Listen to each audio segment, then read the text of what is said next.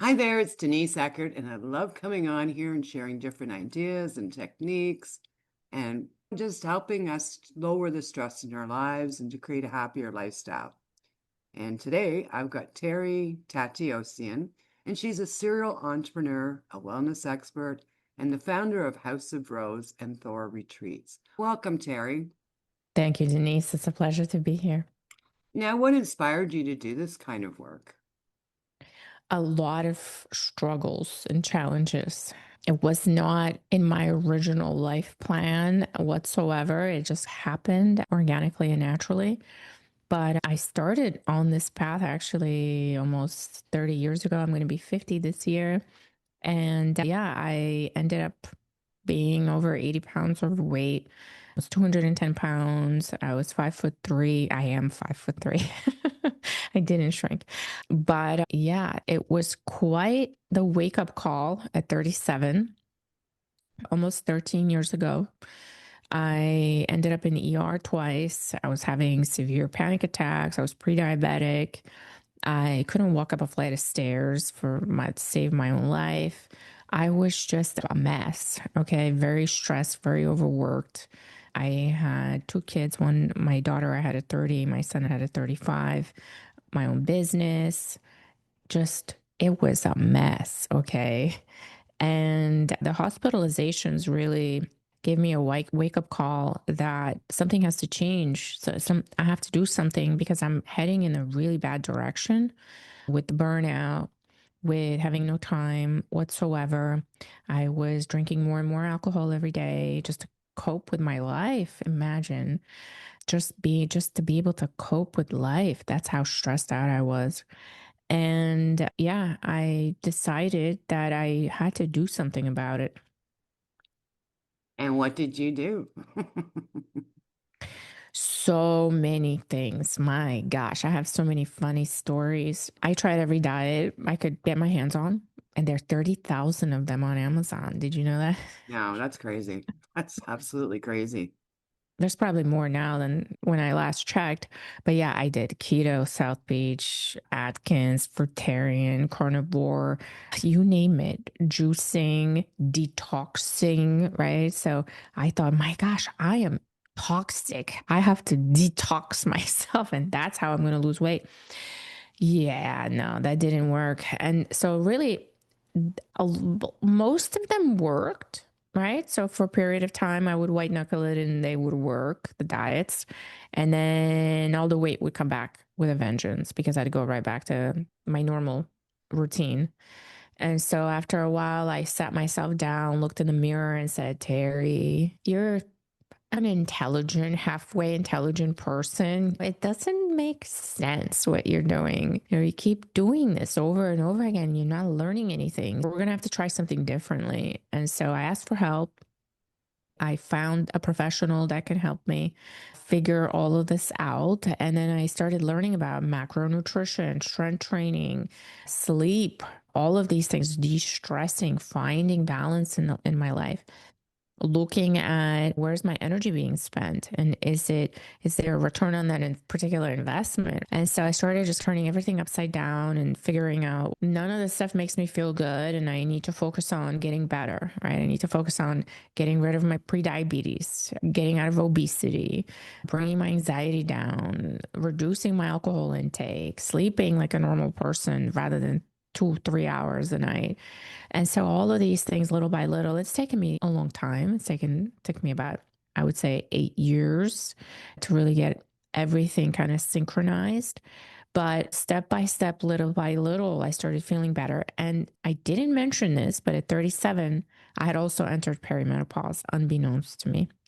And so everything just went haywire.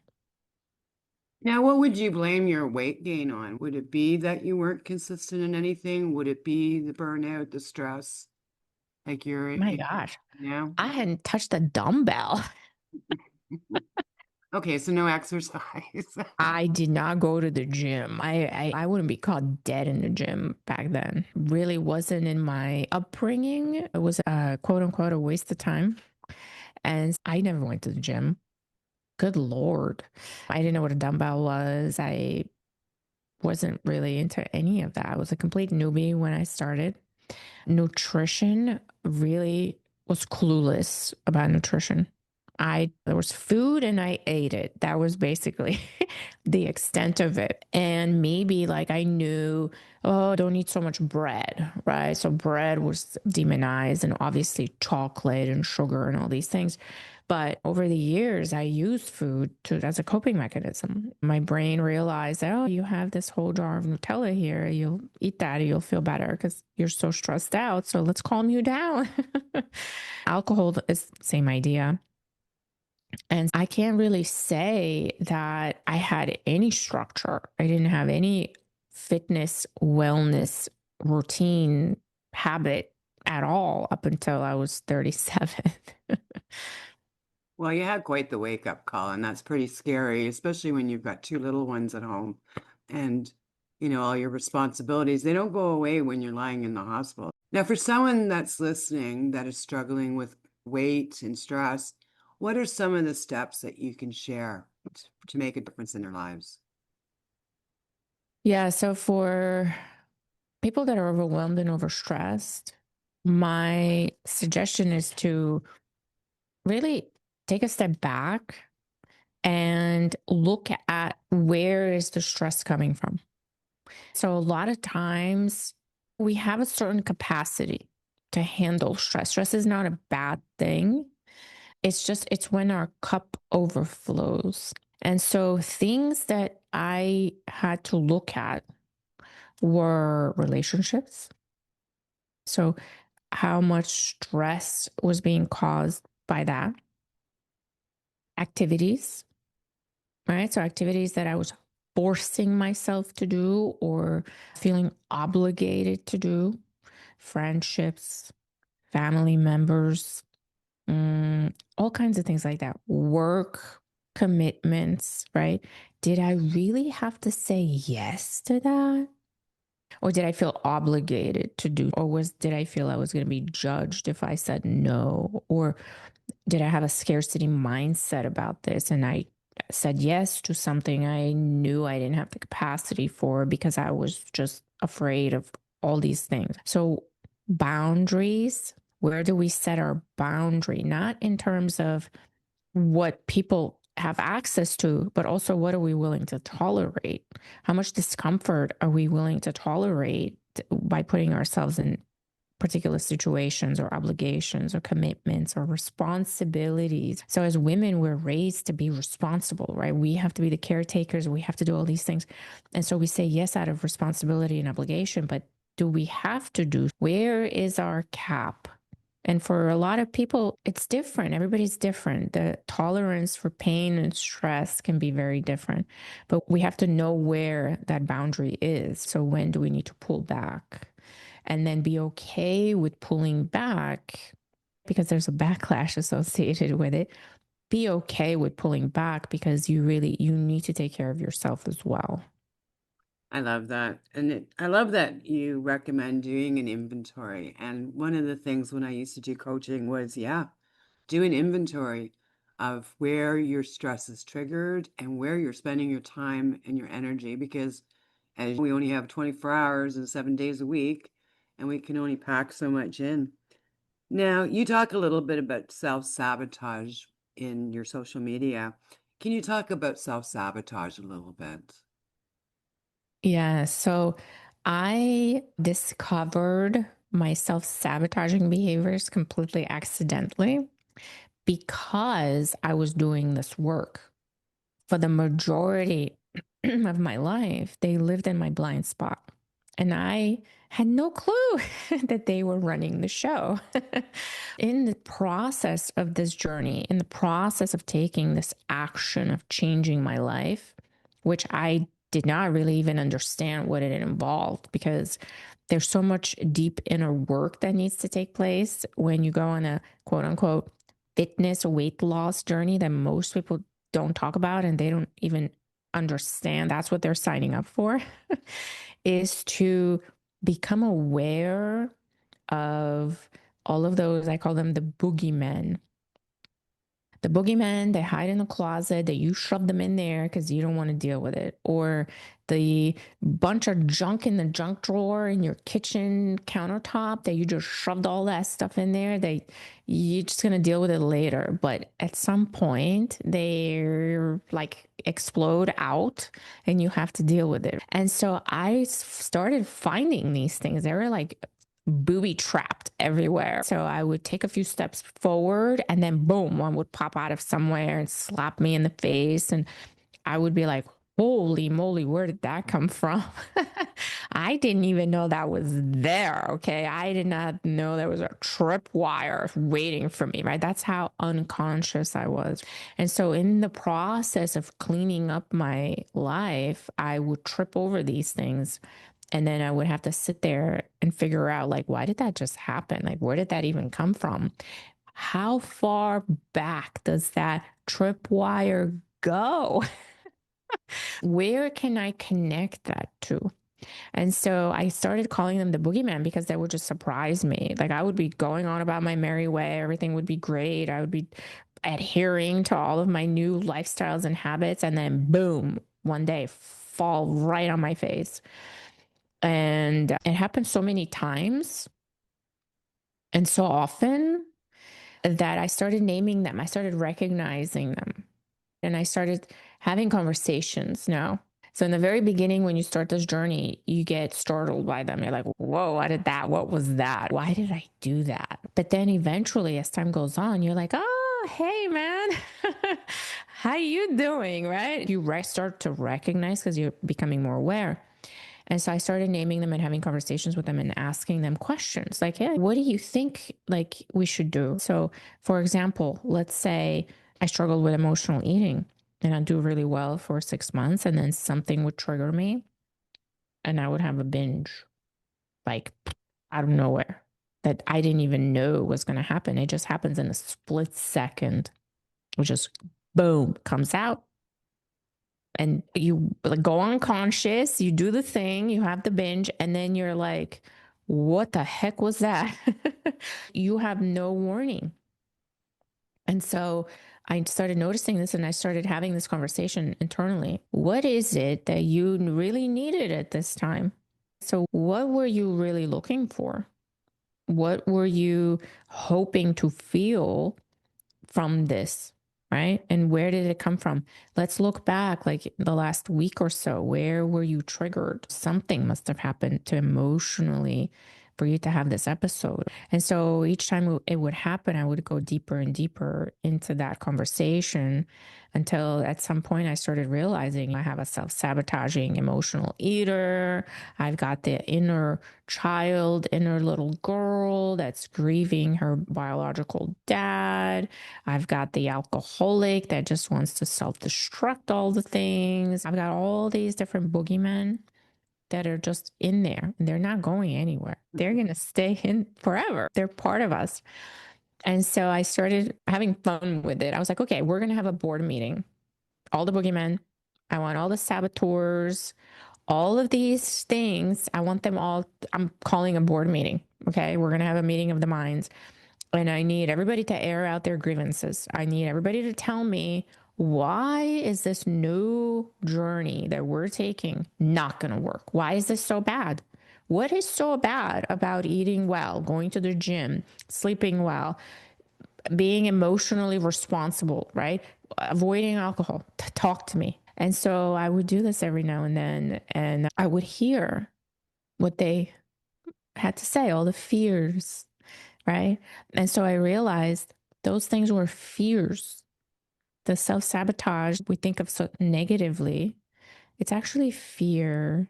And a part of us is afraid. And it could be afraid of all kinds of things. It could be afraid that we're going to change. We're not going to be the same. Things are not going to be the same. We're going to lose people, all kinds of things. We're not going to recognize ourselves. Fear of the unknown or fear of being out of control. And so once you start addressing those fears and recognizing that they're valid, so I wouldn't take what they said or what the fear said to me and negate it and flip it into a positive thing I wouldn't. I would acknowledge it. It's true. It's valid. You're right. I see your point. I see where you're coming from. I understand that you feel this way. Let's try this thing over here, a little neutral, more neutral thing over here, and see how we feel. And if we don't like it, we don't have to move forward and we don't have to keep going. But I'm going to take the lead. I'm going to take the lead. And eventually, when you keep your word consistently, they start to trust you and they go quiet. They don't voice themselves as much.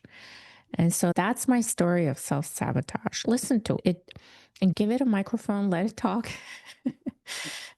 connect to it.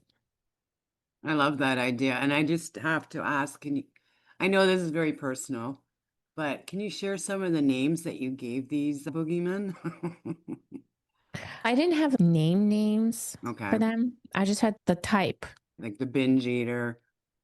Yeah. What did it feel like? Oh, So it's like a state almost. So the best way I can describe it is you're going about your day, and then all of a sudden, an urge comes up. And that urge says, like, I need ice cream. I really need this ice cream right now. And it comes out of nowhere. Or you go to a friend's house and you see a situation that reminds you of when you were a child, and that kind of brings you back there, but it's not conscious.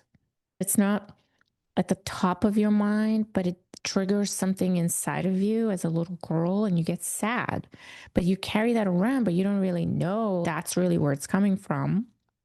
Or I'll give you another example. Let's say you have the wound of abandonment. Let's say you've been abandoned by your father very early on in childhood. Lots of women have experienced this, specifically father, because that's what I can talk about. And you live your life with this fear that every male figure in your life is going to abandon you. And you self sabotage yourself into that because you make it happen, right? Because that's what you expect. That's what your trauma has trained you, that you need to protect yourself from that.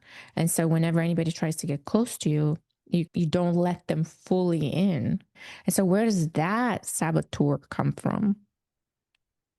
So that's the little girl that got hurt very early on and hasn't really processed it, because the child brain at that stage doesn't have the tools and resources to process that type of experience. And so as an adult, when that lives inside of you, it's your responsibility to go back and help that part of yourself process that experience and heal that experience, or it's going to keep showing up as a response to your adult life and your adult relationships and your adult experiences, but it's no longer relevant anymore because you're not 3 years old, you're not 4 years old, you're 50, and it's not the same. You see what I'm saying? absolutely. For me, it's always, I have the financial self-sabotage. And when I do it to myself, it's just, I just have to laugh because I recognize it right away. And it's, yeah, I don't understand, but it's so hard to stop it before it takes over, especially financially. It's just crazy. But as long as we recognize it and we can go forward with it, and we know where it comes from, and in a sense, making friends with it. As you said, I love the idea of having the board meeting and getting it all out there. And it's all about fear. It's about moving forward where your brain wants you to stay safe where you are. Yeah, familiar. Where That's it the feels scary familiar. part because we want to move forward. Yeah, think about it. Like back in the day when we were in the cavemen and cave women, the brain hasn't really evolved much since then. So in that case, when the brain found the safe environment, why in the heck would it send you out gallivanting out in danger? It doesn't know what's out there. It's going to tell you, like, stay here, stay in this village, stay in this area. We know the dangers here. We've surveyed the land. We have food, we have water. Why are you packing up and going 100 miles in a different direction. We don't know what's over there. So it makes sense, but it doesn't make sense in today's day and age because we don't have those dangers anymore. There are no bears or tigers, as far as I know, in in our area hunting us, but the brain is still finding danger because that's what it's programmed to do. But Yeah. instead, if you ask the brain to help you solve these things, give it a different task, intentionally take control of what it does instead of letting it run on autopilot, it feels more useful. And a little practice that I used to do is when I had a problem that I didn't know how to figure out. Let's say, for example, I don't know how to stop eating ice cream every night. Help me, brain, help me solve this problem. And I would ask the brain for advice, for help, for a solution. Find a way that I don't do this thing because it's not aligned with my goals. It's setting me back, right? In terms of where I want to get to. So help me out instead of popping up all these saboteurs. And eventually my brain came up with, why don't you make an ice cream that is 250 calories on your own using yogurt and some little bit of protein powder and some fruit, and use the Ninja Creamy to make that when you want to have an ice cream instead of eating a 2000 calorie Haagen-Dazs every night. Yeah. That's Yeah, and you can do that with anything really. Like you can do that.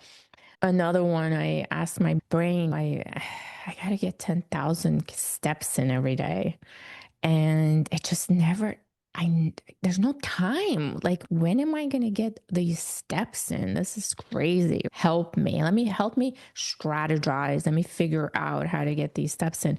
And so my brain came up with, hey, get a walking pad, put a piece of plywood on it, put your computer on there. I'm sitting on the treadmill right now. I'm sitting on the walking pad on the podcast, and you just can get some steps in while you're checking your emails.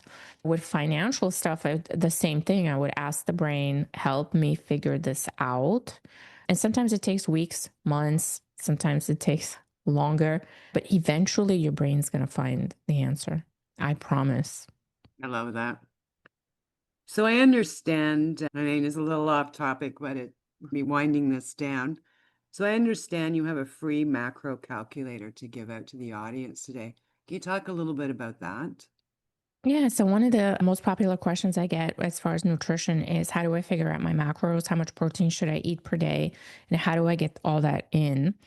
And so I created a freebie. It's like a cheat sheet for your macros. It's a PDF that tells you all the information that you need in order to figure out your own protein intake, how many carbs, how much fat on a daily basis. And so if anybody's interested, you can email me at terry@thehouseofrose.com. Okay, wonderful. So we're going to wrap this up. What are your final words to the audience today? Enjoy your life. It's so precious. And the best investments that we can make is in our health for longevity purposes, for strength, our mental health, our physical health. And don't pay attention to all of the noise out there. There's lots of things vying for our attention, but just focus on the basics, just the basic things like proper nutrition, movement, sleep, substances, and things like that. Wonderful. Thank you so much, Terry, for your time today. It was amazing. And yeah, I'll be putting Terry's information wherever you're watching or listening to it. And if you have any questions, please feel free to reach out and ask Terry your questions. And Thank you, Denise. I appreciate you. now, leaving you a gentle reminder to slow down and enjoy life. And I'll see you in the next episode.